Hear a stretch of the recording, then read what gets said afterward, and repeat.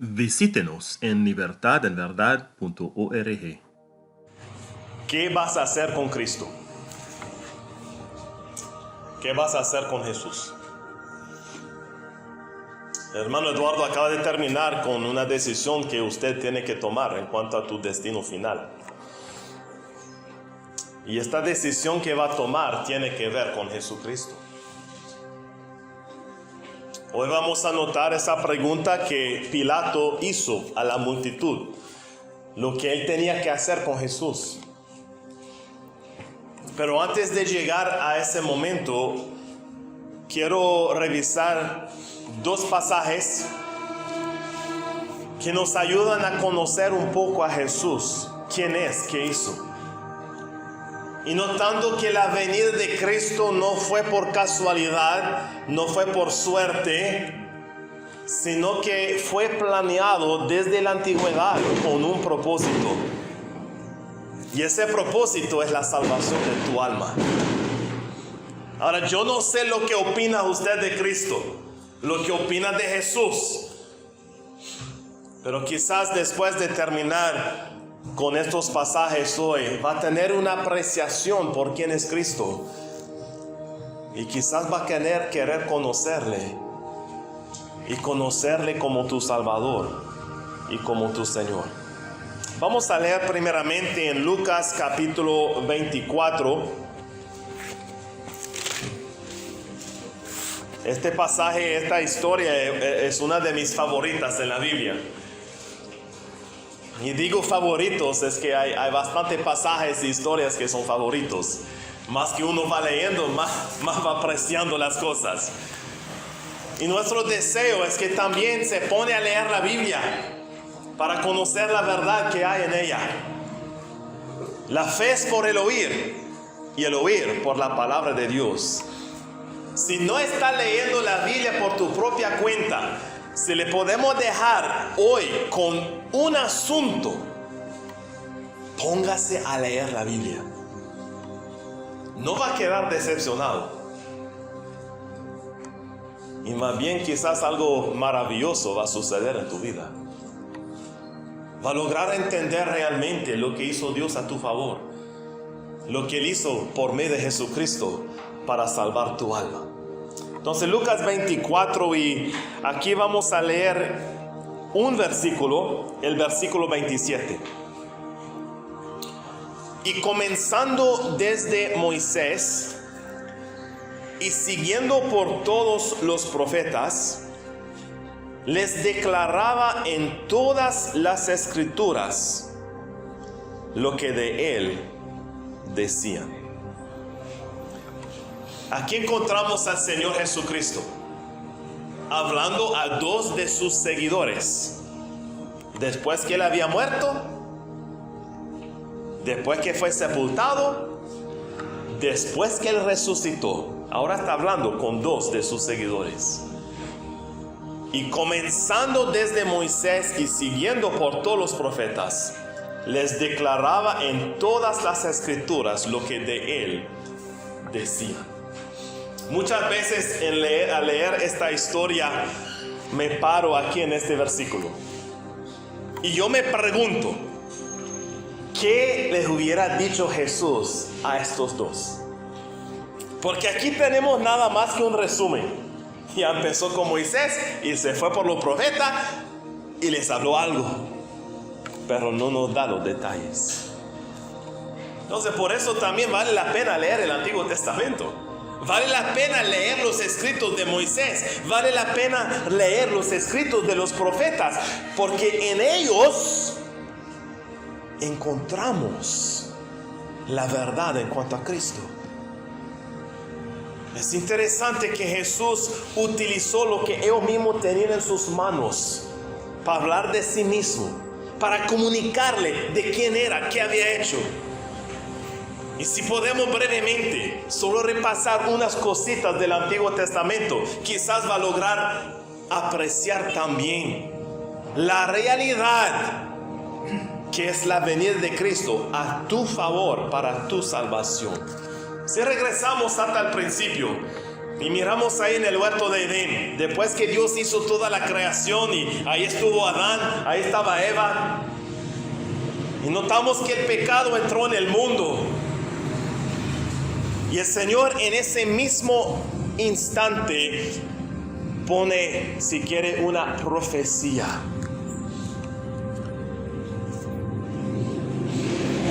Hablando de la semilla de la mujer.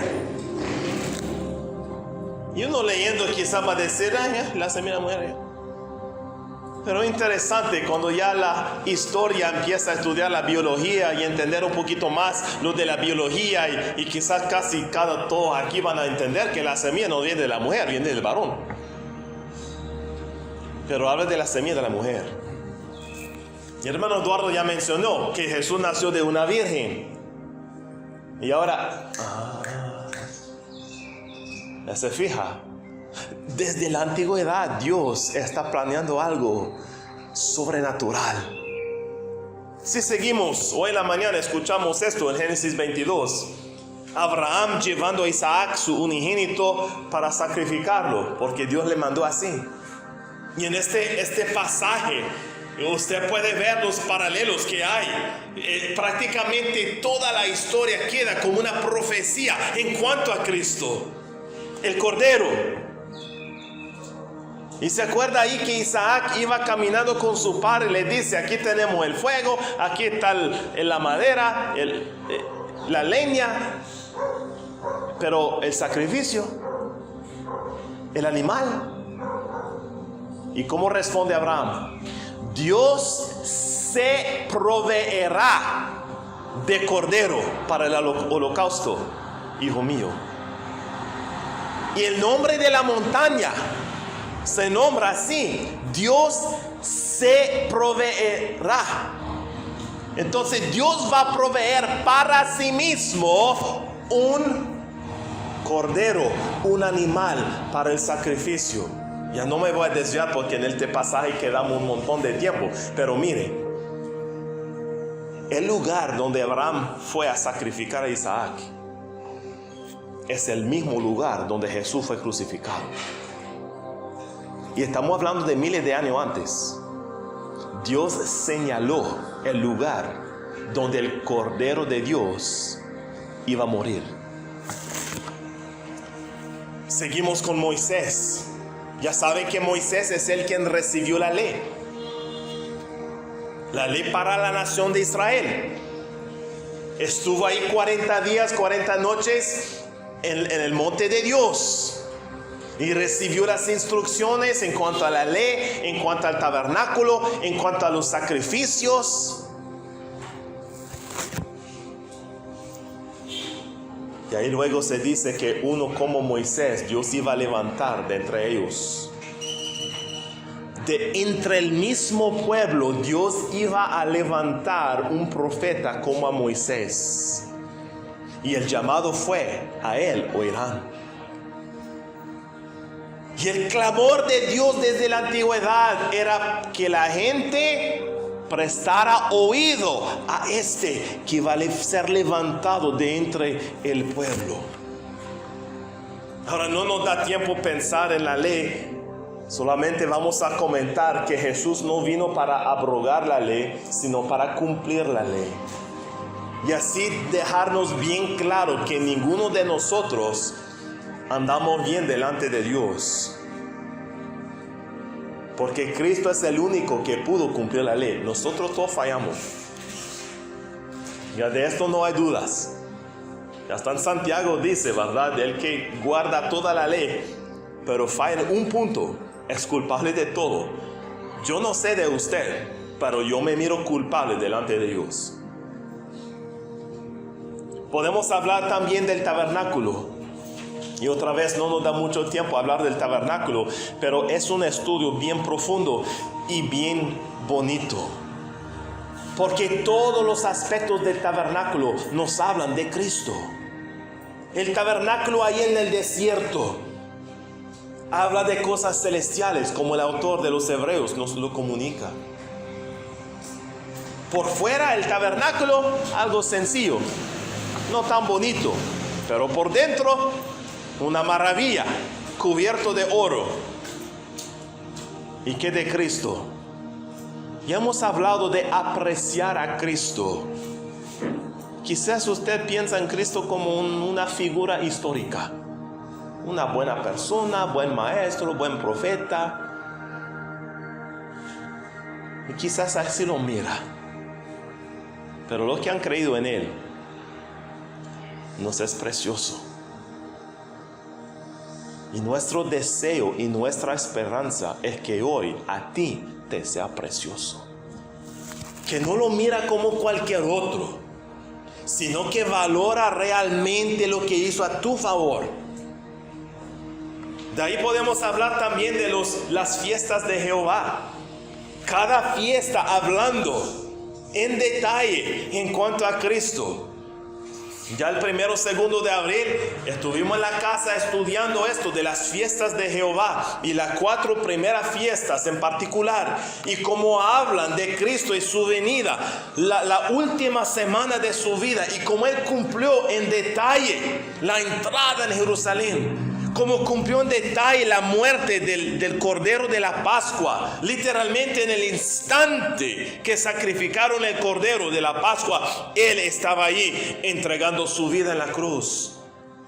Y lo de la fiesta de los panes sin levadura y el primer día de la semana, lo de la primicia, cumpliendo literalmente una ofrenda grata para el Señor, habiendo resucitado de los muertos. Y ahí Jesús caminando con aquellos dos. Yo no sé cuánto tiempo dilataron, quizás 1 hora, 2 horas, no sé. Realmente hubiera podido quedarse un buen rato ahí hablándoles de Moisés y de los profetas y de lo que hablaban de él. Y con cada detalle que el Señor Jesucristo les revelaba, ya notamos luego que iban apreciando. Y quizás entre ellos hablándose, ¿se acuerda el día que entró en Jerusalén? Y se acuerda cuando hizo tal cosa. Y se acuerda la hora de su muerte. Y se acuerda cuando se presentó vivo. Y se acuerda. Y quizás maquinando lo que Jesús les estaba presentando. ¿Y qué de los profetas? ¿No son los profetas que hablaron de que Él iba a nacer de una virgen? ¿No son los profetas que anunciaron que Él iba a nacer en Belén? ¿No son los profetas que indicaron cómo iba a ser su muerte? Detalles en Isaías 53 que son fuera de lógica porque fueron escritos 700 años antes que falleciera. Pero detalles increíbles en cuanto a su venida y su muerte. Y Jesús exponiendo la cosa, haciéndoles entender a ellos quién era y qué había hecho. Ahora podemos entender que uno es Simón, ¿verdad? Él caminó con Jesús por 3 años, 3 años y medio. Caminó con Él, miró los milagros, vio las señales, escuchó la enseñanza, la doctrina. Pero aún así andaba como medio ciego. Jesús había muerto, fue sepultado, recibieron la noticia que la tumba estaba vacía. Y Pedro es uno que ya se fue a ver, y es cierto, la tumba era vacía. Pero aún así no comprendían. ¿Hasta qué? Hasta que sus ojos fueron abiertos. Y querido amigo, es por esa razón que le animamos a leer las Escrituras, escuchar el Evangelio para que tus ojos sean abiertos. Si no está leyendo la verdad de la palabra de Dios, ¿cómo va a conocer lo que es la verdad? Si no se está alimentando con la palabra de Dios, ¿cómo va el Espíritu de Dios trabajar en tu vida para hacerte entender la verdad del asunto? Hay tiempo para todo en la vida, ¿verdad?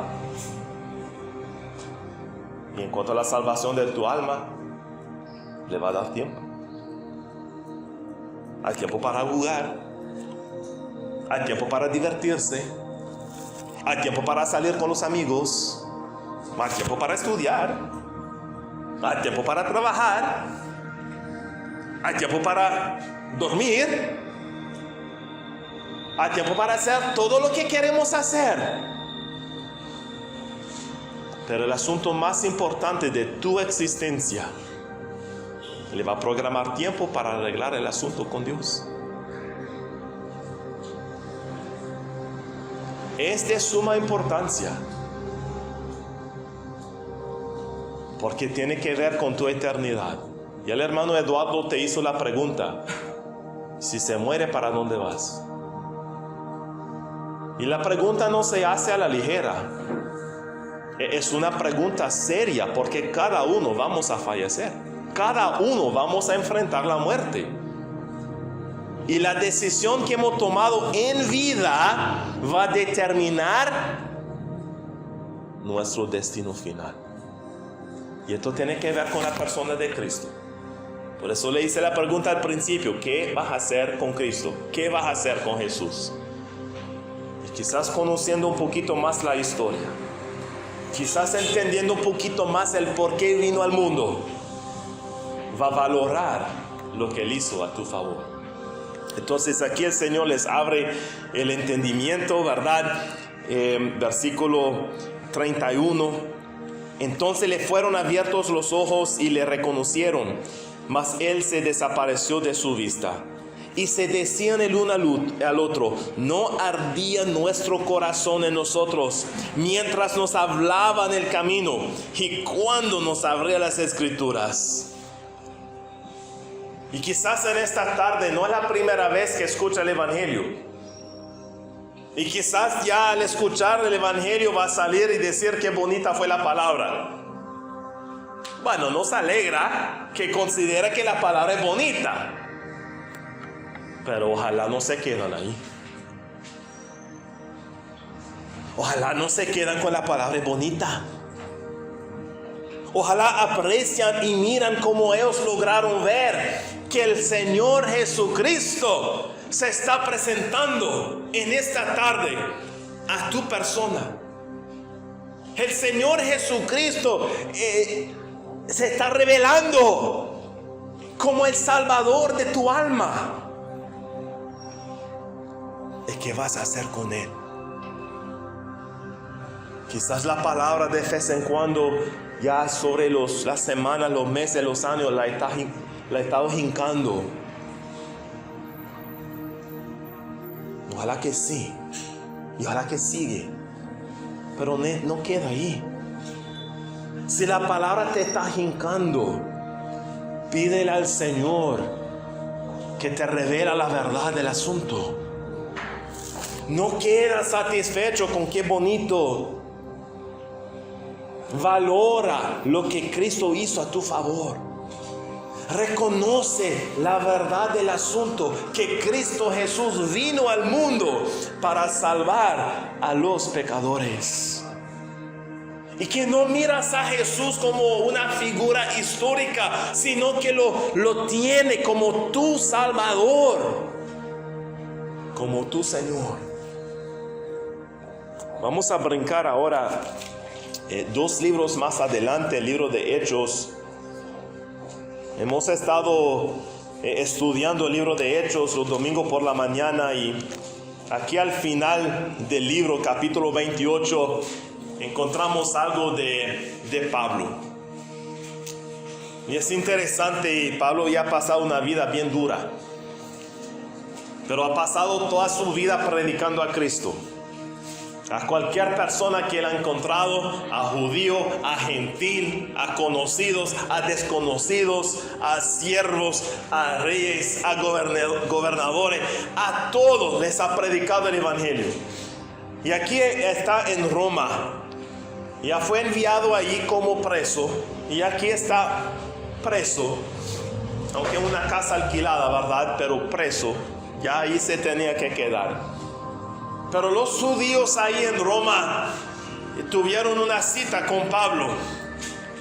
Y quiero que notamos qué usó Pablo para predicarles a ellos el Evangelio. ¿Qué es lo que Pablo les comunicó a ellos? Y vamos a leer en versículo 23 del capítulo 28. Capítulo 28 de Hechos, el último capítulo, versículo 23. Y habiéndole señalado un día, vinieron a él muchos a la posada, a los cuales les declaraba y les testificaba el reino de Dios desde la mañana hasta la tarde, persuadiéndoles acerca de Jesús, tanto por la ley de Moisés como por los profetas. Imagínense pasar todo el día hablando de las Escrituras. Aquí ya nos sentamos una hora y media para predicar el Evangelio. Y los tiempos de enseñanza los miércoles, ahí también estamos más o menos una hora y pico. Los domingos igual, una hora y pico. Y verdaderamente a veces el tiempo se siente muy corto para hablar de las Escrituras, para hablar de Jesús. Y ahí estuvo Pablo todo el día, desde la mañana hasta la tarde, hablando de Jesús, imagínense. Y para los que conocen a Jesús le fuera muy precioso. Pero ¿de qué hablaba Pablo? Igual leyendo este versículo podemos preguntarnos de qué hablaba. Y lo mismo que Jesús en Lucas 24, y a la ley de Moisés y los profetas. No vamos a repasar lo que hemos visto. Pero puede ver cómo Jesús, viniendo aquí al mundo, cumplió con lo que fue escrito de antemano. Desde el principio, el Señor se encargó de comunicar el mensaje de salvación, para cuando viniera Cristo no tuvieran dudas de que este es el Salvador del mundo. Ya no me puedo detener. Dos cositas rápido. Ojalá que aprecien la cosa. Génesis capítulo 5. Y esto sí lo voy a hacer rapidísimo. Génesis capítulo 5 es una genealogía. Nos da de Adán hasta Noé y los 3 hijos de Noé. Y en el capítulo va a leer ahí que Adán engendró y fulano de tal engendró y otro engendró y engendró.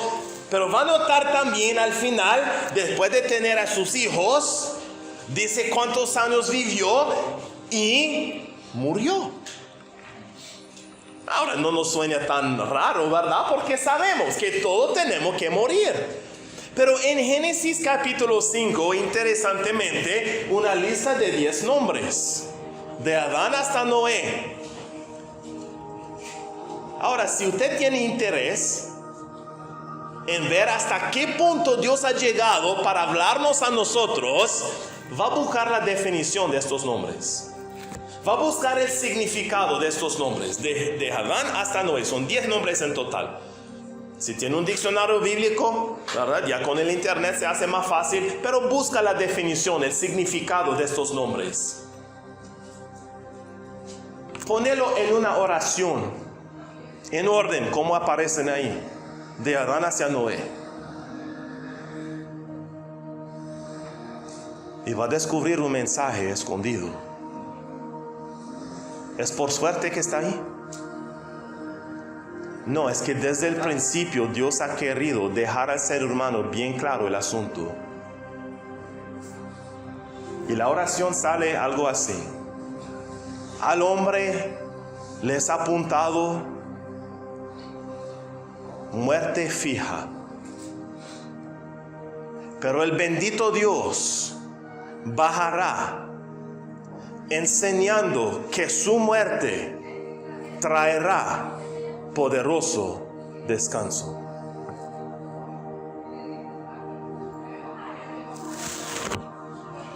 Al hombre le he señalado o apuntado una muerte fija, pero el bendito Dios bajará enseñando que su muerte traerá poderoso descanso. No sé si Jesús habló de Génesis 5 a estos, Pero cuando yo encontré esto, ya lo escuché una prédica de un hombre, y dije, no, hombre, no puede ser. Yo me fui a investigar, ya fui a buscar el significado. Y qué maravilla, en Génesis 5 sale el Evangelio. ¿Qué cosa? Estamos hablando miles de años atrás. Dios dejó una pista en los escritos de Moisés en cuanto al Evangelio y la salvación de tu alma. ¿Qué quiere Dios para ti? Si desde allá ha estado pensando en tu condición delante de Él, si desde allá planeó, proveyó para la salvación de tu alma, y uno más, los 3 días, las 3 noches, es una maravilla. La señal que Él dejó por medio de Jonás, una historia del Antiguo Testamento que realmente es bien interesante. Ya con los niños muchas veces la tocamos, porque ya un barco en una tormenta, una gran ballena, y bueno. Pero Jesús en los evangelios deja una señal a una generación incrédula, una generación que no quiere creer. Le dice, está bien, muchas señales le ha dado, ya no le voy a dar nada más, solo esta es la última ya. Como Jonás estuvo 3 días y 3 noches en el vientre del pez, del gran pez, así será el Hijo del Hombre, 3 días y 3 noches en el corazón de la tierra. No va a adivinar que cuando Jesús murió y ya lo sepultaron, ¿en cuánto tiempo resucitó? 3 días y 3 noches. Yo no sé si Él tocó ese punto con aquellos. No sé si Pablo tocó ese punto con aquellos.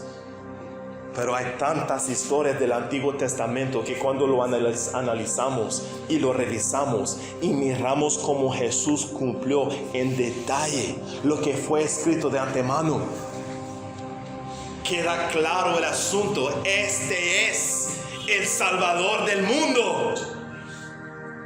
Y por eso le vuelvo a preguntar, ¿qué va a hacer usted con Jesús? ¿Qué va a hacer usted con Jesús? Aquí en versículo 24 de Hechos 28, algunos asentían a lo que se decía, pero otros no creían. Y yo sé que realmente hemos pasado poco tiempo revisando a Jesús y su historia, lo que Él hizo, y realmente le hemos dado nada más que unos vistacitos. Pero nuestra esperanza es que sigue buscando en cuanto a Él, sigue leyendo en cuanto a Él, sigue descubriendo quién es, qué hizo, y que no queda como estos que no creían, pero que le llama la atención y reconoce que desde la antigüedad Dios te ha querido salvar. Dios ha hecho todo lo posible para que seas salvo. Vamos a leer para terminar en Mateo capítulo 27.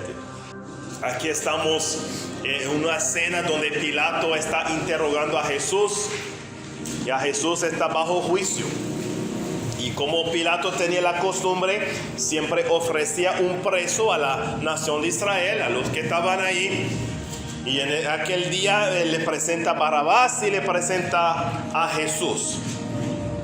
Y ellos tienen que escoger, porque él va a soltar a uno de los presos. Y ellos ahí están haciendo alboroto para que suelta a Barrabás. Ahora, cuando leí de Barrabás era ladrón. Hay indicaciones que fue homicidio, alborotador, no era una buena persona. Y los judíos, teniendo la opción de Barrabás o de Jesús para que Pilato soltara a uno de los presos, escogen a Barrabás. Y Pilato queda con Jesús en las manos. Leemos junto el versículo 22. Pilato les dijo: ¿qué pues haré de Jesús, llamado el Cristo? ¿qué pues haré de Jesús, llamado el Cristo? Y usted en esta tarde tiene una decisión que tomar. Y el hermano se refirió a esto en la primera parte. O puedes seguir viviendo tu vida como siempre lo ha vivido, o puede hoy escoger algo diferente. Pero entiende bien esto: si escoges seguir viviendo tu vida como siempre lo ha vivido y se muere así, el fin que te espera es el infierno.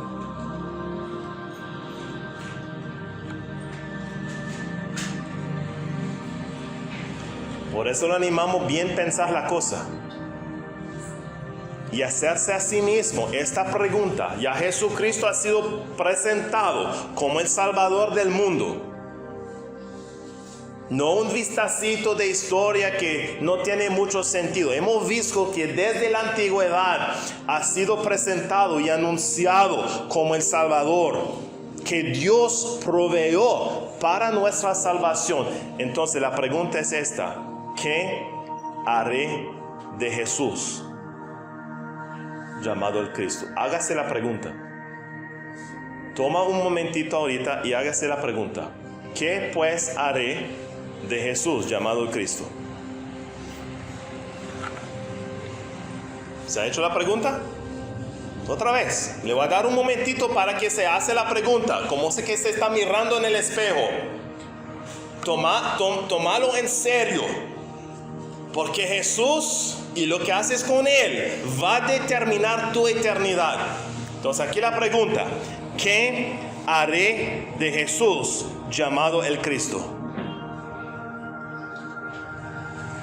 Yo le voy a hacer la pregunta: ¿qué vas a hacer con Jesús, llamado el Cristo?